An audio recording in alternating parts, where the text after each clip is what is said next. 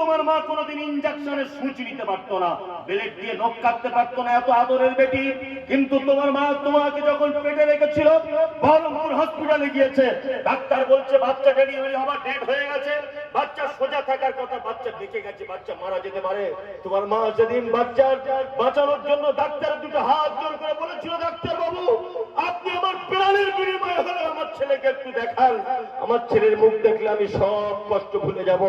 আপনাদের কাছে কি ধারালো কাঁচি আর সূচ আছে? আপনি ধারালো কাঁচি দিয়ে আমার পেট কেটে আমার বাচ্চাকে বার করুন। যে মা সূচ ফোটাতে ভয় করত, যে মা ব্লেড দিয়ে নখ কাটতে ভয় করত, সেই মা এক বিগতের মতো জায়গা, হাঁসের ডিমের মতো সাদা চকচকে তোমার মায়ের পেটের চামড়া কেটে দিয়ে তোমার মতো অপদার্থ ছেলেকে পৃথিবীর মুখ দেখিয়েছিল। এটা তোমার মায়ের জীবনের দ্বিতীয় বড় অপরাধ। তোমার মায়ের অপরাধ কি? তোমার মায়ের অপরাধ, চিকিৎসা বিজ্ঞানীরা বলেছেন প্রত্যেকদিন একটা সন্তান তার মায়ের 8 বার করে দুধ পান করে, একবারে 250 গ্রাম করে দুধ পান করে। কোরআনের ভাষাতে 30 মাস দুধ পান করাতে হয়। প্রত্যেকদিন একটা বাচ্চা 8 বার 250 গ্রাম করে যদি দুধ পান করে, কত লিটার দুধ হয়?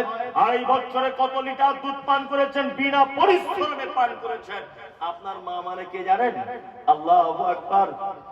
আপনার মা ওই মেয়েটা আপনার নানার বাড়ি যাচ্ছিল, আপনার নানার বাড়ি মুর্শিদাবাদ কোমরপুরে, বহরমপুরে বাসে উঠেছে, সিট পাইনি।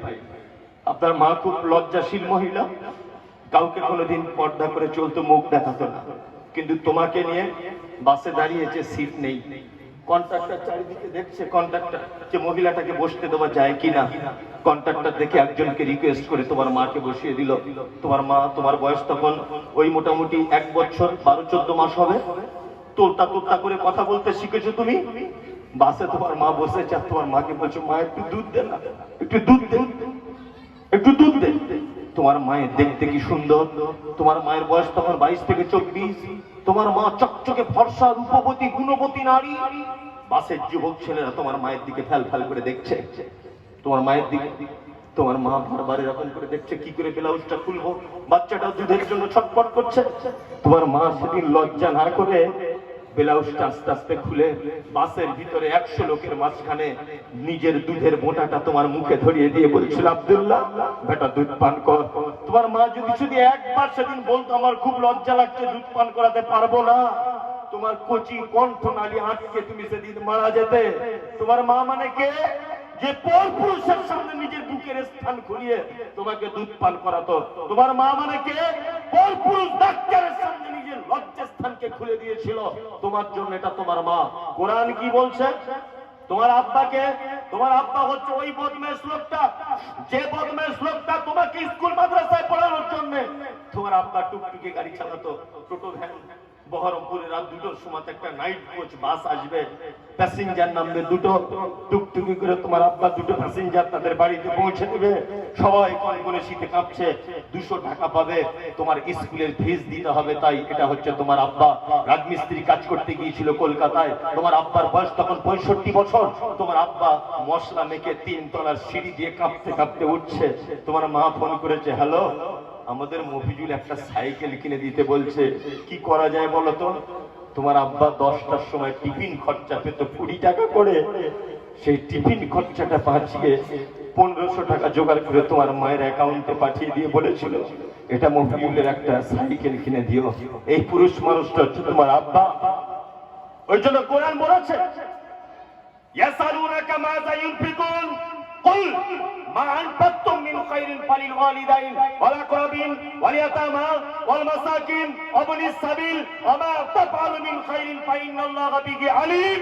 মুহাম্মদ সাল্লাল্লাহু আলাইহি ওয়াসাল্লামকে জিজ্ঞাসা করা হচ্ছে, আপনি বলুন পৃথিবীতে যত খরচা করার জায়গা আছে, মানুষ মাদ্রাসায় দেয়, মানুষ মসজিদে দেয়, মানুষ ঈদগাহে দেয়, মানুষ বহু জায়গাতে খরচা করে, আপনি বলুন খরচা করার উত্তম জায়গা কোনটা?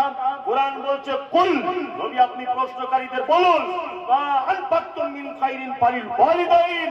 সন্তান তার বাপ মায়ের জন্য যেটা খরচা করে এটা পৃথিবীর সবথেকে উন্নত মানের খরচা করার জায়গা।